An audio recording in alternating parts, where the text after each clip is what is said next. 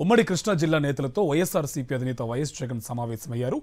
ఈ సమావేశానికి municipal chairman, vice chairman, ఎంపీపీలు, ఎంపీటీసీలు హాజరయ్యారు.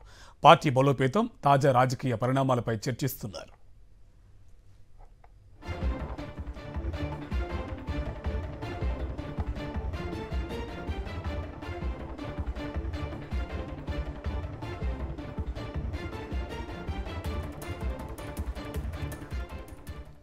ఉమ్మడి కృష్ణా జిల్లా నేతలతో వైఎస్ఆర్సీపీ అధినేత వైఎస్ జగన్ సమావేశమయ్యారు.